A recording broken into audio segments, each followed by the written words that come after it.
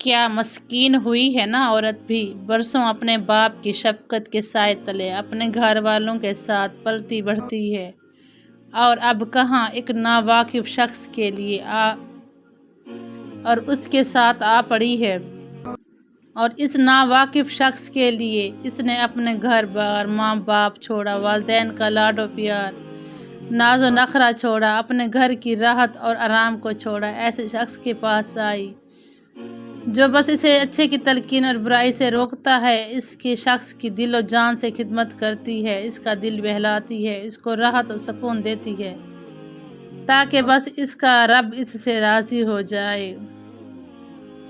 بس یہ اس کے لیے اس کے رب کا حکم ہے جو وہ اس کو بجا لاتی ہے۔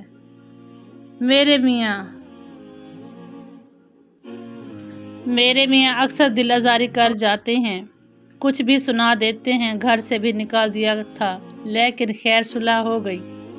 ایک دن باپ بیٹی لان میں کھیل رہے تھے، میں نے کہا جی اگر آپ کی بیٹی عزیز کو کوئی گھر سے نکال دے تو میری بات مکمل ہی نہ ہوئی تھی۔ وہ جھٹ سے بولے، میں جان نہ لے لوں جس نے میری بیٹی کو پریشان کیا۔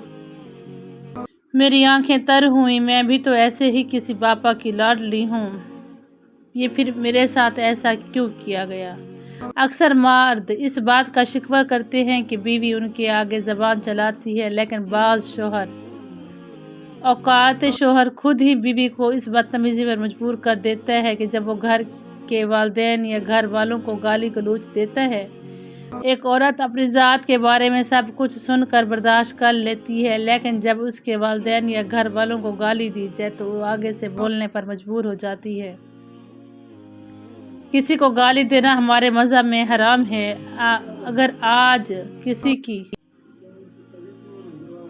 بہن بیٹی کو گالی دیں گے تو کل آپ کی بہن بیٹی کو بھی گالیاں سننی پڑیں گی، پھر برداشت کر لیجیے گا۔ اس بات کا خاص خیال رکھیں۔ عورت کے ذمہ شوہر کے حقوق، ہر جائز امر میں اس کی اطاعت کرنا، شوہر کی مالی حیثیت سے زیادہ خرچ کا مطالبہ نہ کرنا، شوہر کو جس کا گھر آنا نہ آنا پسند ہو خاوند کی اجازت کے بغیر نہ آنے دینا، اس کی اجازت کے بغیر اس کو کسی کا مال نہ دینا، اس کی اجازت کے بغیر نفل نماز نہ پڑھنا، نہ نفل روزہ رکھنا، شوہر کو غربت یا بدصورتی کی وجہ سے حقیر نہ سمجھے۔ اگر شوہر میں شریعت کے خلاف کوئی بات ہے تو اسے پیار سے سمجھانے کی کوشش کرے۔ ایک مرد کو اپنی نفسیات کے خلاف جا کر یہ بات یاد رکھنا چاہیے کہ نفسانی بدن حظ اٹھانے کے لیے نہیں، مردوں کا امتحان کے لیے تخلیق کیا گیا ہے۔ اگر کوئی خاتون اپنے جسم اور خد و خال کو خود نمایاں کرتی ہے تو یہ اس کا اپنا مسئلہ ہے، ہمارا مسئلہ یہ ہے کہ ہمیں اپنی نگاہ اور دل کا جواب دینا ہے۔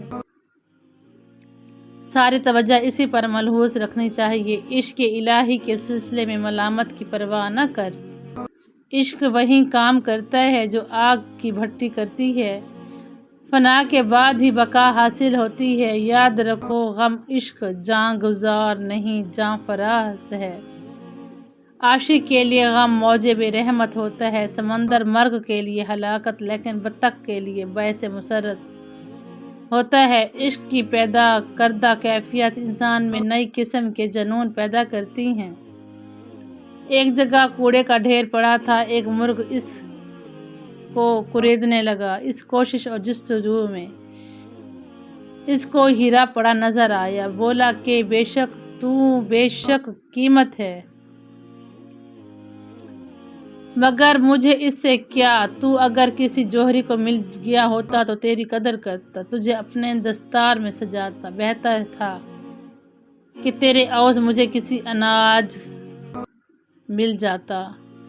اللہ تعالیٰ نے ہزاروں اکثریں پیدا کیں، لیکن صبر سے بڑھ کر کوئی اکثیر نہیں۔ احمق لوگ مسجد کی تعظیم تو کرتے ہیں، مگر دل کو آزار پہنچانے سے باز نہیں آتے۔ خواہ تو کتنا بھی عقل مند ہے، پھر بھی کسی دوسرے صاحب عقل سے مشورہ کر لے، اس طرح عقل مل کر تجھے مصیبت سے بچا لیں گے۔ چمگادڑ سورج کی نہیں بلکہ در حقیقت اپنے آپ کی دشمن ہوتی ہے۔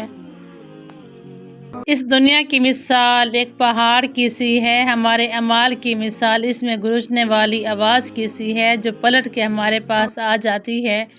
جب کسی پرانی عمارت کو دوبارہ تعمیر کرنا ہو تو سب سے پہلے پرانی عمارت کو مستند ختم کیا جاتا ہے۔ دانائی کا تعلق بالوں کی سفیدی سے نہیں، عقل اور تجربے سے ہے۔ دل سیاہ ہو جاتا ہے داڑھی کے سفید بالوں کی کیا وقت۔ جب احمقوں کے ہاتھ میں اقتدار آ جائے تو عاقل خود سے اپنے سر گودڑوں میں چھپا لیتے ہیں۔ سفر کی بدولت غلام بادشاہ بن جاتا ہے۔ چاند بھی اگر سفر نہ کرتا تو اتنا حسین نہ ہوتا۔ جس کی نظر سبب الاسباب پر ہوتی ہے وہ سبب سے دل